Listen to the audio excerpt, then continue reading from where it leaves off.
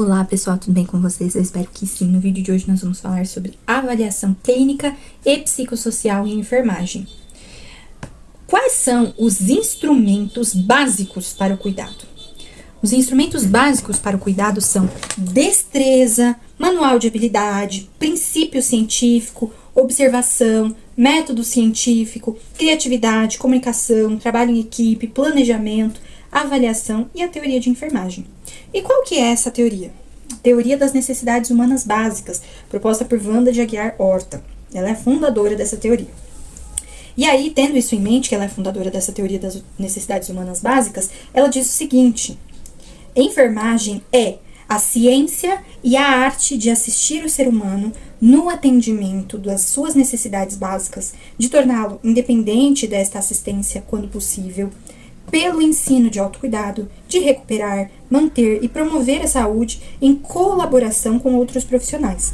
É fazer pelo ser humano aquilo que ele não pode fazer por si mesmo, ajudar ou auxiliar quando parcialmente impossibilitado de se autocuidar, orientar ou ensinar, supervisionar e encaminhar a outros profissionais. Essa teoria foi desenvolvida a partir da teoria de motivação humana.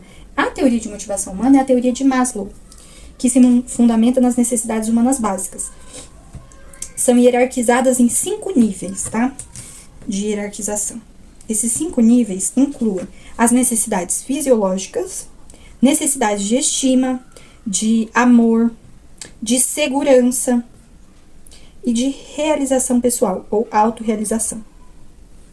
Também tem a teoria do relacionamento interpessoal de Edgar Peplau, ou Peplau. Dispõe sobre o relacionamento interpessoal, que seria relacionar-se, caminhar lado a lado. Propõe uma mudança na forma de se relacionar com o paciente, uma relação terapêutica diferente da relação pessoal. O processo de cuidado passado por 4 fases nessa teoria: a orientação, a identificação, a exploração e a resolução. A orientação, a identificação, a exploração e a resolução. O que é essencial para se relacionar? A comunicação. E aí, tendo visto a teoria, então, das necessidades humanas básicas e do relacionamento interpessoal, a gente vai para a entrevista. A entrevista é o primeiro contato com o paciente. E quais são os objetivos da entrevista? Coleta de dados, início do relacionamento terapêutico, tá? Então, coleta de dados e o início do relacionamento terapêutico. Quais são os componentes da consulta de enfermagem? A entrevista e a coleta de dados vem primeiro, depois o exame físico, o diagnóstico, a prescrição e a implementação. Isso também entra na SAI. O que seria a SAI? A SAI é a sistematização da assistência de enfermagem. A sistematização da assistência de enfermagem, que é uma metodologia que organiza o trabalho da enfermagem e garante cuidados seguros, individualizados e de alta qualidade. A SAI padroniza a assistência, valoriza a equipe e utiliza o processo de enfermagem para planejar e avaliar ações. Então, a SAI envolve 5 etapas. 5 etapas. São elas. Primeiro, peraí, vou pôr pra cá. Vou pôr por letra, tá? Então, primeiro, na SAI, a gente tem a avaliação. Primeiro, a avaliação. Segundo, a gente tem o diagnóstico. Terceiro, a gente tem o planejamento, avaliação, diagnóstico, planejamento. Quarto, a implementação. E quinto, a reavaliação. Então, primeiro, a avaliação, depois diagnóstico, avaliação, diagnóstico, planejamento, implementação e reavaliação. E aí, por que eu tô falando isso? Porque também fazem parte dos componentes da consulta de enfermagem, que são entrevista, coleta de dados, exame físico, diagnóstico de enfermagem, a prescrição e a implementação. O exame físico, aqui ó. Exame físico consiste na avaliação do estado geral do paciente. Exame físico é a avaliação do estado geral do paciente. Exame físico, defina o exame físico, é a avaliação do estado geral do paciente. E o exame físico, ele é realizado num sentido cefalopodálico. O que é isso? O sentido cefalopodálico é de cima para baixo. Então, da cabeça até os pés. A divisão da superfície corpórea em regiões. Atenção ao conforto do paciente. O que a gente tem que prezar? de instrumentação, de instrumentos. O esfigma, que é aquele de medir a pressão arterial, o estetoscópio para fazer a ausculta, o termômetro para aferir a temperatura, não é para medir a temperatura, é para aferir a temperatura. O otoscópio para avaliar o ouvido, o abaixador de língua, balança, fita métrica, lanterna. Mas para que serve a balança e a fita métrica? Para avaliar as medidas antropométricas. Ok. Método clínico são procedimentos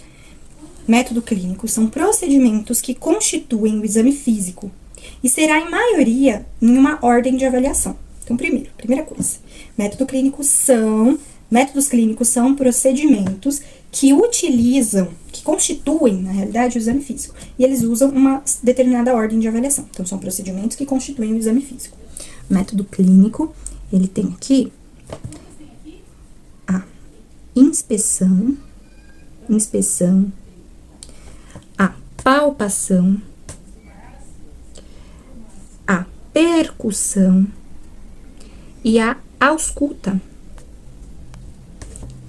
Então, vamos dar uma olhada? Método clínico são procedimentos que constituem o exame físico. Na maioria das vezes, será realizado nesta ordem. Primeiro, inspeção. Segundo, palpação. Terceiro, percussão. E quarto, ausculta. A inspeção exige o sentido da visão. Ela deve ser panorâmica e localizada. A inspeção, ela exige o sentido da visão, deve ser panorâmica e localizada, investigando-se as partes mais acessíveis e orifícios de cavidades em contato com o exterior. O enfermeiro deve inspecionar nos segmentos corporais, tendo atenção ao formato anatômico e à presença de lesões cutâneas, presença de catéteres, tubos ou outros dispositivos na extensão do segmento corporal do indivíduo. Então, a inspeção eu já tocar no paciente? Não, né? A inspeção é só olhar, só inspecionar. Você só vai olhar o paciente. Você vai olhar se ele tem catéter, você vai olhar se tem alguma lesão na pele, se tem algum tubo ou dispositivo no corpo, se tem alguma forma anatômica diametralmente oposta do que é comunal. Então, essa é a inspeção. A semiotécnica da inspeção, ela é estática. Então, o que é isso? É paradinho, você vai estar lá paradinho observando os contornos anatômicos. Ela pode ser, na realidade, eu falei que ela é estática, mas ela pode ser estática e pode ser dinâmica. Se ela for estática, é só a observação dos contornos anatômicos. Se ela for dinâmica, a gente tem a observação dos contornos e dos movimentos do segmento inspecionado. O local para essa inspeção deve ter uma iluminação adequada, de preferência a luz natural ou artificial branca. Deve-se ter atenção para as pequenas cavidades e usar uma lanterna para essas pequenas cavidades. Preservar sempre a privacidade do paciente, dar atenção para a área de maior queixa, realizar a técnica frontal, que é olhar o segmento de frente, ou tangencial, que é olhar o segmento nos seus mínimos movimentos. A gente tem a palpação, que a palpação aqui realmente você vai tocar no paciente. Para isso, a semiotécnica é mãos lavadas para cada exame, mãos lavadas. Aquecer a mão para cada exame e ter unhas aparadas e tratadas. Na ausculta, a gente realiza por meio do órgão do sentido a audição, associada ao estetoscópio. Aí a gente vai ter ruídos considerados normais ou patológicos. No pulmão, tem o murmúrio vesicular, que é o som normal. Murmúrio vesicular é o som normal. Ruídos adventícios é um som anormal. Sibilo é um chiado de gato. Ronco, chiado de queda de água em pedras. No coração, auscultam-se as bulhas normais e as bulhas anormais. No abdômen, também faz ausculta. Auscultam-se os sons vasculares e do intestino, que são chamados de ruídos hidroaéreos. No abdômen. E qual é o posicionamento para realizar o exame físico? Decúbito dorsal, que é o decúbito dorsal é horizontal. É aqui, ó. Decúbito dorsal horizontal, que é esse DDH. Aqui, ó. DDH, ele isso aqui. Decúbito dorsal. O decúbito lateral, que pode ser direito ou esquerdo, tá? Então, decúbito lateral direito e decúbito lateral esquerdo. Posição sentada, Fowler ou semi-Fowler, assim, né? Fowler ou semi-Fowler. A posição ortostática. Cadê a posição ortostática? Posição ortostática. Posição ortostática é o ato de ficar em pé, bipedação, com a coluna reta. Então, com a coluna reta, braços estendidos ao longo do corpo e pés levemente afastados. Então, peraí, deixa eu melhorar esse bonequinho. Assim, pé levemente afastado e os braços aqui, ó, tá? E a posição em decúbito ventral, que é o que a gente chama de bruço, ó, cá de bruço. Aqui também, ó, decúbito dorsal horizontal, decúbito ventral de bruço, decúbito lateral, que pode ser esquerdo ou direito. Qual a avaliação no exame físico que a gente tem que fazer? A gente avalia o estado geral do paciente, o tipo morfológico, dados antropométricos, postura, locomoção, sinais vitais, pele, mucosas e anexos. Vamos ler juntos. O exame físico geral é essencial para a avaliação clínica do paciente. Por quê? Porque ele permite identificar alterações fisiológicas e patológicas de forma precoce. Ele fornece dados objetivos que complementam a anamnese, auxiliando no diagnóstico, planejamento e implementação da assistência de enfermagem. Além disso, possibilita monitorar a evolução do paciente e detectar sinais de agravamento clínico, contribuindo para intervenções rápidas e eficazes. Recapitulando, ele é realizado no sentido céfalo-podálico, deve garantir conforto ao paciente, posicionamento adequado, corpo dividido em regiões, é segmentado para melhor avaliação. O uso dos 4 sentidos aqui no caso, né? Visão, tato, audição e olfato. Quais as etapas da avaliação? Primeiro, o estado geral, que é a avaliação global do paciente, ela é mais subjetiva, tá? A aparência do indivíduo em sua totalidade. Ela é subjetiva. Reflete o estado emocional e mental. Sua classificação é bom, que é bom estado geral, né? BEG. REG, de regular. E MEG, de mal ou ruim. Mau estado geral. Então, estado geral é a avaliação global do paciente subjetiva. Inclui estado mental, estado emocional e aparência geral. O tipo morfológico, classificação corporal. Se ele é brevilíneo, vou falar brevilíneo como se fosse pictito, normal, normolíneo. Então, brevilíneo é baixo e largo. Normolíneo, proporcional, é normal. E longilíneo, alto e delgado. É importante pelas variações anatômicas associadas. Dados antropométricos incluem peso e altura, índice de massa corpórea, o peso vai ser na balança, e aí tem as balanças específicas. Tem o IMC, que a gente faz uma continha, peso dividido por altura ao quadrado. Então, dados antropométricos incluem peso e altura, circunferências corporais e pregas cutâneas. Peso e altura, circunferências corporais e pregas cutâneas. Avalia o estado nutricional.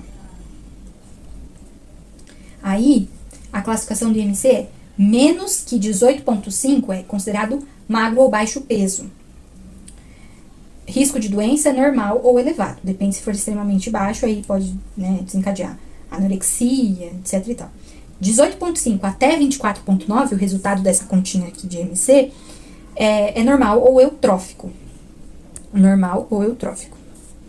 Aí, se for 25 a 29,9, está em sobrepeso ou pré-obeso. O risco de doença é pouco elevado. Obesidade grau 1, o risco de doença é elevado e a classificação do IMC está entre 30 a 34,9. De 30 a 39,9 é a obesidade grau 2 e o risco de doença é muito elevado. E por fim, acima de 40 ou igual a 40, configura obesidade grave, grau 3, e o risco de doença é muito elevado. Postura e atitude, posicionamento preferencial do paciente no leito, tá? E então a postura e a atitude vai avaliar o posicionamento do paciente.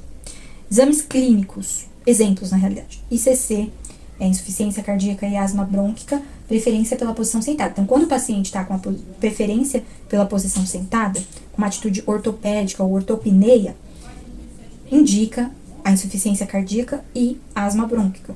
DPOC, que é a doença pulmonar crônica, o paciente geralmente vai ter a preferência por uma posição sentada com o tronco inclinado para frente. E um paciente com depressão, por exemplo, pode apresentar uma postura desleixada, acompanhada de movimentos lentos. Postura e atitude, então, podem indicar doenças sistêmicas ou emocionais. Com relação à locomoção. Antes da locomoção, tem ainda as alterações na coluna vertebral.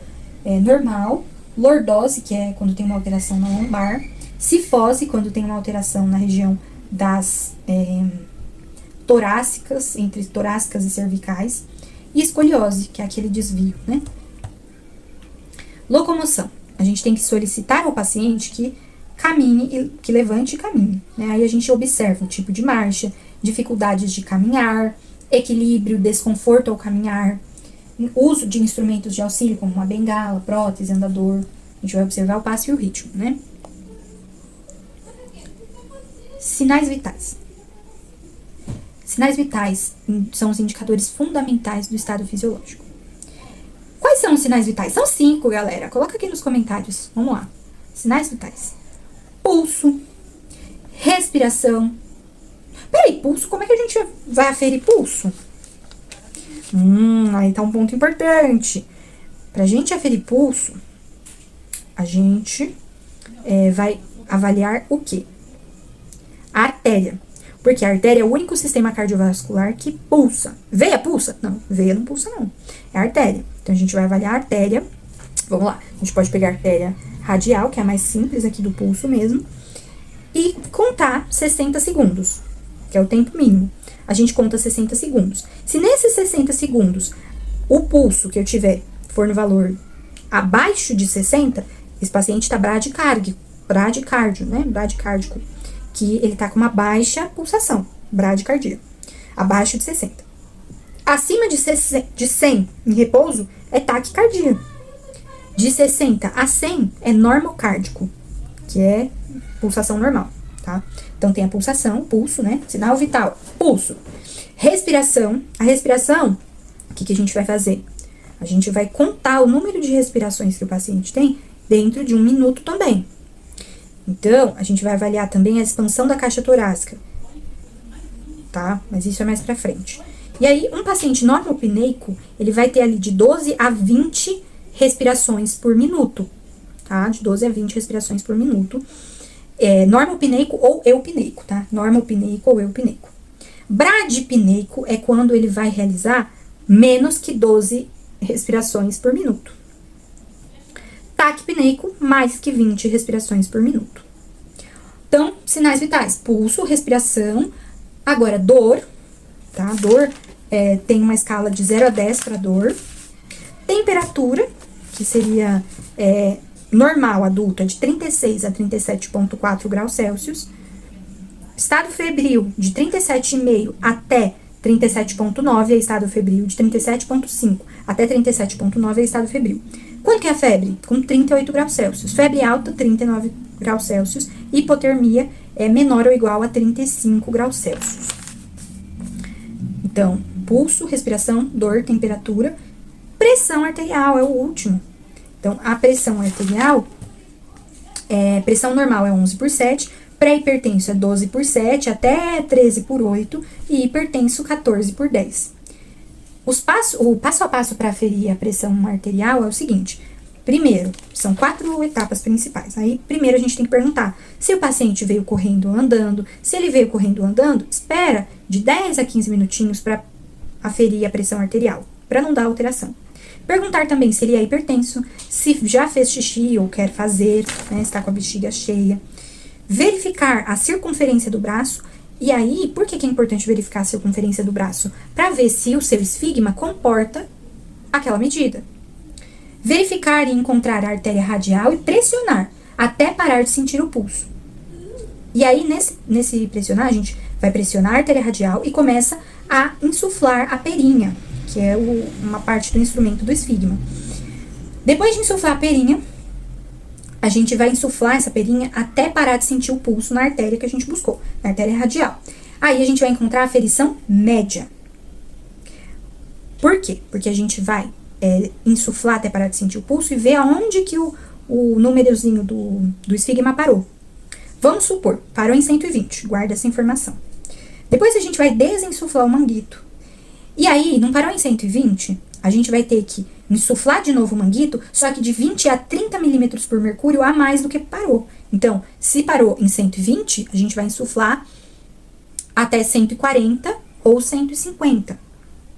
Então, desinsuflar o manguito, insuflar o manguito de 20 a 30 milímetros por mercúrio a mais do que parou, colocar o esteto na artéria braquial, que é a região da fossa cubital.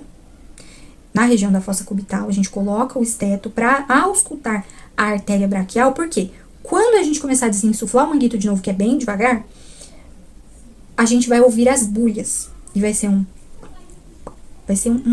som leve, mas pra gente ter a percepção. E aí, a primeira bulha que a gente ouvir, que é a mais forte, vai ser o marcador, o primeiro marcador. E a última bulha é o que vai determinar também. Então, por exemplo, eu auscultei a primeira bulha quando vou falar, quando aquela, tipo, agulhinha, né, do número do esfigma parou. Aí, vamos supor, eu ouvi a primeira bulha no 110. E a última bulha no 60. Então, a minha pressão tá quanto? 11 por 7, tá? Então, sinais vitais envolvem pulso, respiração, pressão arterial, temperatura e dor. Referente à pele, é importante avaliar coloração, integridade, umidade, textura, temperatura, elasticidade, turgor e edema. A coloração da pele também é importante. A gente vai avaliar a palidez, se teve atenuação ou desaparecimento da cor rósea da pele. Então, redução da coloração é palidez. Vermelhidão, exagero da coloração vermelha vermelha não. Exagero da coloração rósea da pele, rosadinha. Cianose é a cor azulada da pele, porque não tá passando o oxigênio necessário. E aí a cianose, ela pode ser central ou periférica. Eu coloquei aqui, ó, central ou periférica. A cianose central é devido à insaturação arterial excessiva, hipoventilação pulmonar, insaturação arterial excessiva. E a periférica é uma perda exagerada de oxigênio a nível capilar, então reduz a circulação periférica. Então, cianose central, insaturação arterial exagerada. E periférica é a perda exagerada do oxigênio a nível capilar. Vermelhidão, exagero da coloração rósea da pele, palidez, redução da coloração. Ainda tem a icterícia. A icterícia é uma coloração amarelada da pele, mucosas, esclerótica, acúmulo da bilirrubina no sangue, que é um distúrbio hepático. Outros aspectos, a integridade da pele, observar a presença de lesões cutâneas, podem ser primárias, que surgem na pele previamente normal, lesões secundárias, que são alterações de lesões primárias, e lesões diversas. A elasticidade e o turgor da pele são avaliados por prega cutânea. Então, avalia-se fazendo uma prega cutânea, verificando a possibilidade com que ela é deslocada e a velocidade de seu retorno. A prega que se desfaz facilmente indica pele hidratada. O edema ele pode ser relacionado ao sistema cardiovascular. O edema pode ser relacionado ao sistema cardiovascular, renal ou periférico. Cardiovascular, renal ou periférico. O edema, então, ele pode ser relacionado ao sistema cardiovascular, renal ou periférico. Quais as técnicas propedêuticas? Inspeção, para avaliar o aumento do volume do edema. A palpação com o sinal de Godet.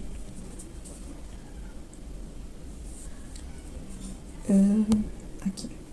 Mucosas e anexos. Em mucosas e anexos é importante avaliar a coloração, a hidratação, e nos anexos avaliar a distribuição dos pelos, a avaliação das unhas, se estão rosas, se estão lisas, se estão convexas, e dos cabelos também. Em exame dos linfonodos, investiga-se linfonodos superficiais. Os procedimentos propedêuticos são inspeção e palpação.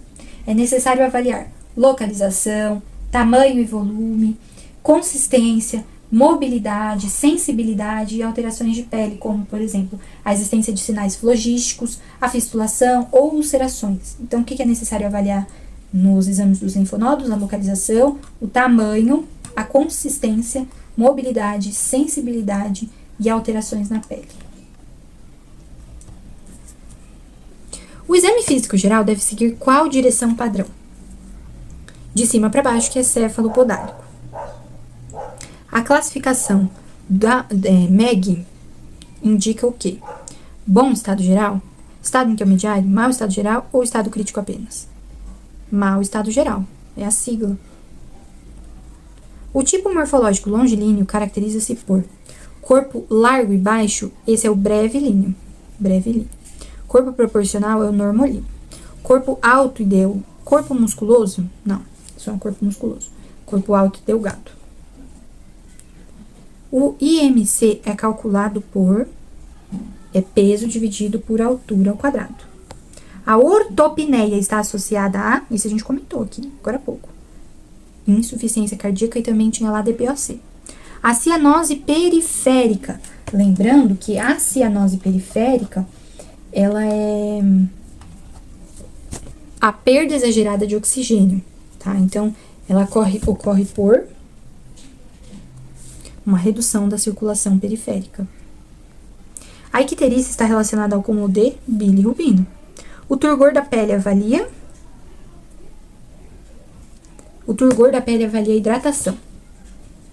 O sinal de Godet está relacionado ao quê? Edema. Vamos ver, é isso mesmo. Lesões secundárias são decorrentes de lesões primárias. Na avaliação da marcha, não se observa. O que não se observa? Ritmo, passo, equilíbrio, temperatura, né? Pelo amor de Deus. Linfonodos aumentados podem indicar desidratação, inflamação, hipotermia e hipoglicemia. Inflamação. Explique a importância do exame físico geral na prática de enfermagem. O exame físico é essencial para a avaliação clínica do paciente, pois permite identificar alterações fisiológicas e patológicas de forma precoce. Ele fornece dados objetivos que complementam a anamnese, auxiliando no diagnóstico, planejamento e a implementação da assistência de enfermagem. Além disso, possibilita monitorar a evolução do paciente e detectar sinais de agravamentos clínicos, contribuindo para intervenções rápidas e eficazes. Descreva como avaliar a pele de um paciente e os principais achados clínicos. A avaliação da pele inclui inspeção e palpação. A avaliação da pele inclui inspeção e palpação, analisando coloração, integridade, umidade, temperatura, textura, elasticidade e turgor. Alterações importantes incluem palidez, que indica anemia ou vasoconstrição, cianose, déficit de oxigenação, icterícia, disfunção hepática, né, que é o aumento da bilirrubina, edema, retenção de líquidos. A presença de lesões primárias e secundárias também deve ser observado. O turgor é avaliado por prega cutânea, indicando hidratação. Explique a avaliação dos linfonodos e sua relevância clínica. A avaliação dos linfonodos é feita por inspeção e palpação, investigando localização, tamanho, consistência, mobilidade, sensibilidade e alterações na pele. Linfonodos aumentados, endurecidos ou dolorosos podem indicar infecções, inflamações ou doenças sistêmicas. Essa avaliação é importante para detectar processos patológicos precoces e orientar a investigação diagnóstica. Relacione postura corporal com possíveis condições clínicas. A postura pode indicar condições clínicas específicas: ortopneia, posição sentada, insuficiência cardíaca ou asma, inclinação para frente, DPOC, doença pulmonar crônica, postura desleixada, depressão. Essas alterações refletem adaptações do corpo para melhorar funções fisiológicas, como a respiração, ou são manifestações de condições emocionais e neurológicas.